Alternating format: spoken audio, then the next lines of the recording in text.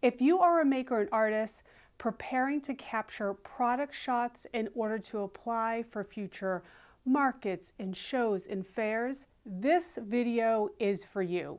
I'm going to use this simple handmade mug and my phone to show you some key principles to keep in mind when you're capturing your product shots for applications. All right, let's head to the studio. Okay, so here we are in a small studio setup. Here are some key things why I set this table up here. I'm first using the natural light from the windows. If your object, now we're working with a small mug, if your object is much larger, you may be thinking about setting up on the floor. And this could be in front of a sliding glass door. Some large piece of natural light is going to be your friend. So if you have to expand the footprint of this kind of setup, think about what you're going to be shooting for your product shot, and that will help out. Okay, so as I mentioned, I'm using the natural light. Here's my lighting tip for you. Natural light is going to be your friend. It's going to show the true color of your product. And I highly recommend turning off any overhead lights, any lamps, any light that has a cast of a different color, because you're going to see that picked up in the images itself. So turn off all those lights, which I have here. We have our natural window light, and you can see the blinds are closed. Now, if I open up the blinds,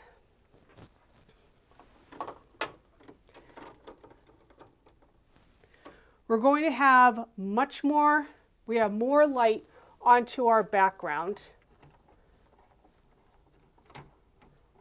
which is great.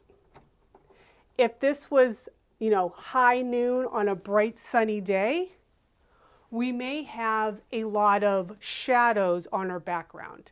But right now, if you're in morning light, late afternoon light, you're going to have some softer light and it won't give any harsh shadows to the background in your images.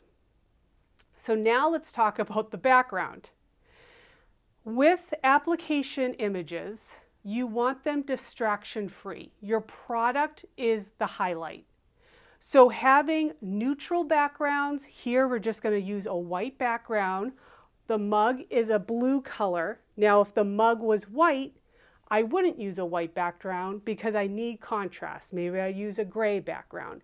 Something that is complementary, contrast, but helps have the product shine. So think about that in like a distraction-free background. Okay, so I have this white board in the bottom. I have a piece of foam board on the back. And I have another piece that essentially, if I put the mug down and I bring you over, this white foam board actually kicks light from the window back onto the mug. So without the foam board, you have a darker shadow line on this side. With the foam board, it kicks in some nice balance of light. Now, if you also notice, the light just changed outside and it got a little bit brighter, and you can see I'm getting these marks on the board because of the light. Now I can adjust this by adjusting the actual curtain here and have that go away, but it's going to reduce the amount of light. So you have to make a decision on, okay, is that going to be in the image? If it is, could I edit that out if I needed to? I am a photographer who loves to get the shot as close to what it's going to be like at the end as possible. Yes, I could open up those shadows when I'm editing, but the more you do here, the less editing you have once we get into the editing process. Because today I'm going to show you how to set up, how to take some images, and how to edit all on the phone. Here we go. Okay, so we have this blue mug. Now, if you go way up against the backboard, you can see you create a shadow and almost everything is in focus. When you pull it away from the background is going to soften a little bit and it won't be as sharp, which sometimes is nice because it's isolating your item. Now, many times people will just take a picture like this, that looks great, and move on. But I want you to play around with this tip. You're going to rotate your phone, and now you have what I kind of refer to as like a power shot of your product. So I click on the phone just to make sure that that's in focus, and I take the shot. Maybe I want to do this, but I'm going to angle it a little bit. That's nice. And then take the shot. I like to, especially for application images, we need an overall image, which is what we just took, but then we need some details, especially this is a handmade mug. We want to get that across. So the details are in the handles and you can see inside all that amazing detail too. So I'm going to capture an image of the handles or the handle. For the above, I don't have to be straining like that. So this in overhead, and now with the phone, I can really get into that detail. So those are some key pieces there. No distraction. The mug is the highlight. We want an overall shot. You could even have someone holding it to show scale of the mug. So if I held it like this, that just might be an extra one just to have. Again, these are great for your shop, for social media too.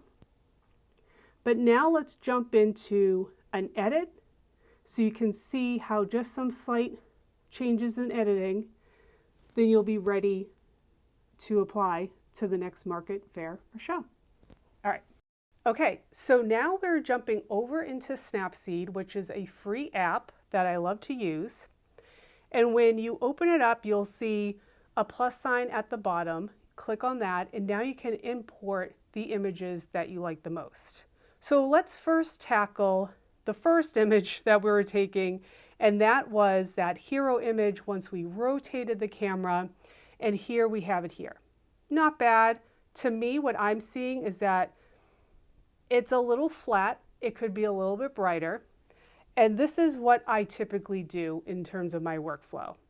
The first is always the white balance, and especially if you can't turn lights off, white balance is going to be your friend because they'll try to it'll kind of neutralize the color. We want it true to color so that when people go to your shop to come to see you, they'll know what color that was, that it was true to color.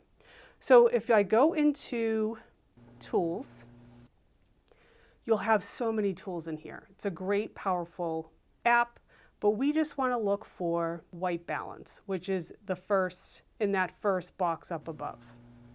So you can do auto, which is on the little A, or if I just slide, you can see if I go way up, you're going to warm up the image. If I go way down, you're going to cool the image.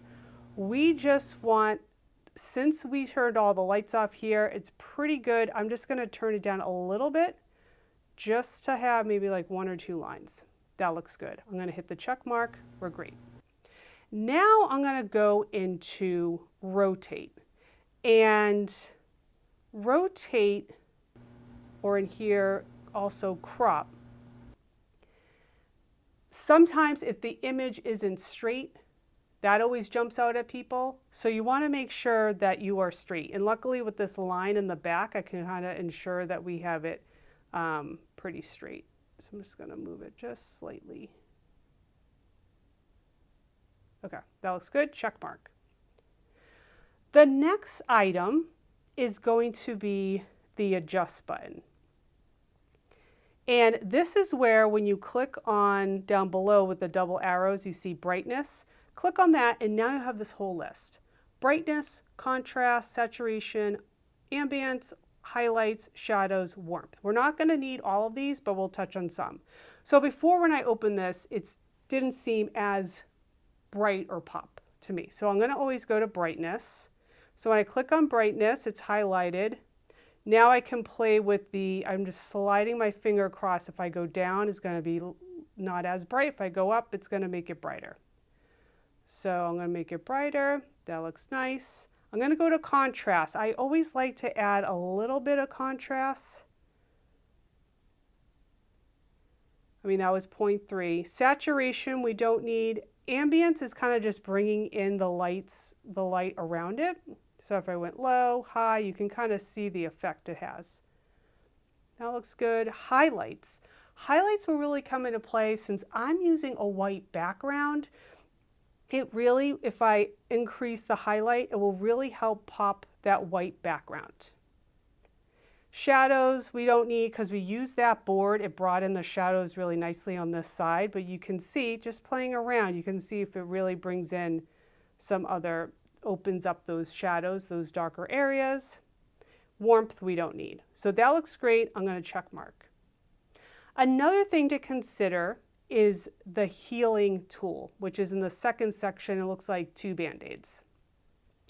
And this is great for if there's a little piece of dust on the table, a string, something you don't want there. Maybe there's a mark on the board that you just can't remove. But for this, I'm going to use the healing tool to eliminate that line in the back where the board is meeting here. So I have 2 fingers. When I zoom in to one side, you can kind of see that circle come up. And I'm just going to use my finger and draw a line, and boom, that line is gone. I'm going to zoom in more because you can still see that little section at the end. I'm going to ever so slightly get rid of that. So now that line is gone on the right side. Now I'm going to move over. I'm going to zoom in on this side. I'm going to use my finger again and draw a line. That's gone. Now I'm going to go in between the handle, zoom in, draw a line, and that's gone. Now, if you don't like what it does, you can hit there's an arrow at the bottom to kind of undo, and you can do that again. Just going to tap it just to fine tune it. I'm going to bring it back so I can see those marks, which I don't want to see. Make a line, make a line. The other part is at the top. Now, depending on the dimensions that you have to send for the application, it could be square, it could just be horizontal, so you have to make note of that. But at the very top of this image, you can see my wall. So I'm just going to go across with the healing brush, and now it's filled in. I'm going to check mark. You can create favorites in here, which is nice. But all in all, this looks ready to go. I'm going to go to the upper right-hand corner, which is the saving. And I always save as a copy. I always like to keep the original out there just in case I want to go back and do a whole new edit. But I always like to click Save Copy. Now it's done. Okay, so let's go edit another one. So let's go with the detail. Let's go with this image here. This was showing the detail of inside the cup. This looks great. So let's go through our workflow. We're first going to go to white balance. We can click on auto, see what happens. We're pretty good, I think, on this. It's true to color. I think I'm going to keep it at that check mark. Then we don't need to crop or rotate. That looks great. And for healing, we don't need. Let's go to adjust. Maybe with the brightness, maybe we'll go up a little bit just to show. That's down, that's up. Okay, I'm going to go to contrast. Contrast always just makes things look a little bit more saturated, just a little pop. I think that looks nice. Okay. So that was pretty straightforward. I'm going to go to save a copy. All right, last one. Let's go to the handle image here. Okay, tools, white balance. Now we're going to go to auto, see how that happens. It just brought it down a little bit. I'll keep it at that. Now, check mark. Let's go to the crop rotate. It looks like it's not exactly straight. I'm just going to change it ever so slightly. That looks good. Now I'm going to go to my healing brush. I'm going to zoom in and get rid of that line. Let's see how that looks. Nope. That's right. When you're taking a lot of these, you really can see like that's going to be hard to edit. This is going to be easy to edit. Don't need to do that. So that you'll position and compose the image so you have less to edit when it's time. Okay. Let's see how that's looking. All right, I'm going to check mark. Now we're going to go to adjust. And for brightness, we're going to boost up the brightness. That looks nice. Oops, go back to adjust. I'm going to do contrast. Looks like it didn't, I need to straighten it again. I'm going to go back to adjust. I want to do highlights to open up the back of that board. I'm going to save a copy.